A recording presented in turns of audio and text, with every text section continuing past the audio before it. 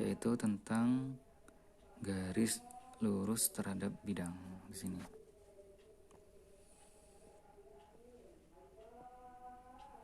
Oke, di sini apabila kita berbicara garis lurus terhadap bidang datar, ini ada 3 kemungkinan letak garis lurusnya.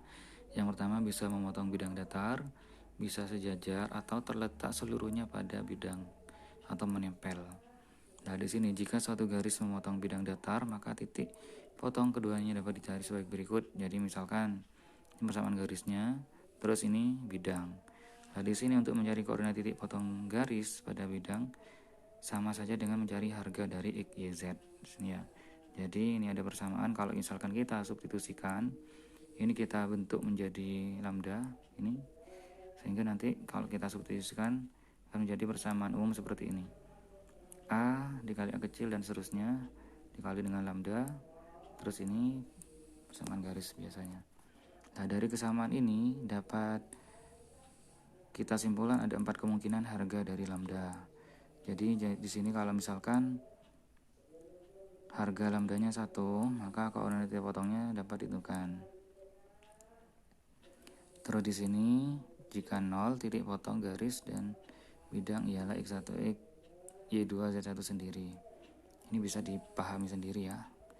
Terus jika ini maka tidak terdapat harga lambda, ini berarti garis tidak memotong bidang datar atau garis sejajar dengan bidang datar. Hal ini berarti garis sejajar bidang datar jika garis itu tegak lurus dengan normal bidang datar.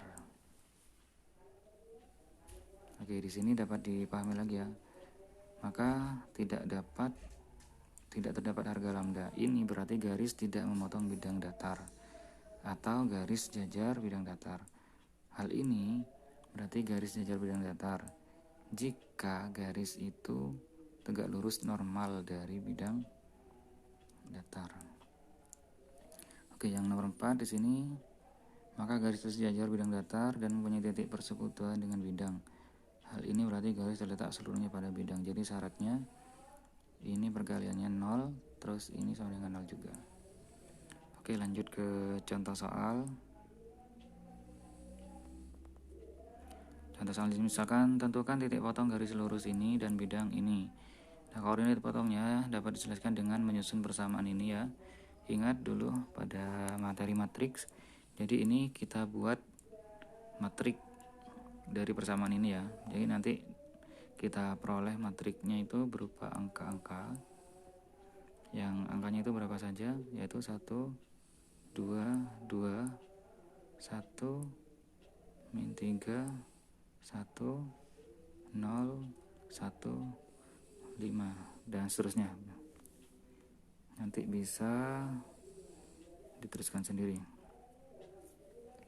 Nah, di sini koordinat titik potongnya itu, ingat kalau misalkan kita mencari X berarti sama dengan determinan X per determinan dan seterusnya. Jadi di sini untuk mencari X kita tutup sumbu apa kira-kira sumbu X-nya. Kita gantikan dengan Z. Z-nya di situ berapa saja Z-nya? 1, 5, min 7 ya. Ini Z-nya. Sehingga kita peroleh ini X, ini sumbu Y, terus ini sumbu Z. Oke, biar bersih. Dan di sini delta ini apa? Di sini adalah persamaan matrik biasanya itu. Sehingga kalau misalkan kita cari, nanti akan diperoleh X sama dengan 2, Y sama dengan min 1, dan Z sama dengan min 2. Dan perlu diingat kalau misalkan kita ingin mencari determinan dari matrik ukuran 3x3 seperti ini, kita bisa memilih salah satu baris terus kita kali.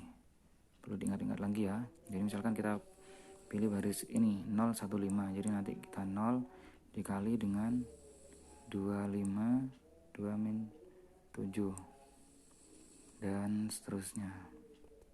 Sehingga titik potong garisnya itu adalah ini 2, min 1, dan min 2.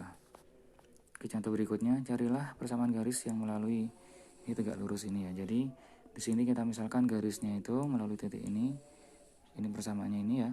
Sehingga nanti kalau tegak lurus berarti garis sejajar normal dari bidang. Nah, karena di sini ini maka berlaku sebanding di sini ya. Normal dari bidang tadi ini ya. Kita peroleh 5, 3, 4. 5, 3, 4. Sehingga ini sebanding. Nah, ini kita misalkan dengan lambda sehingga kita peroleh A sama dengan 5 lambda, B 3 lambda, C 4 lambda. Sehingga bilangan arah dari garis ini adalah berapa? 5, 3, 4. Sehingga persamaan garisnya dapat kita peroleh.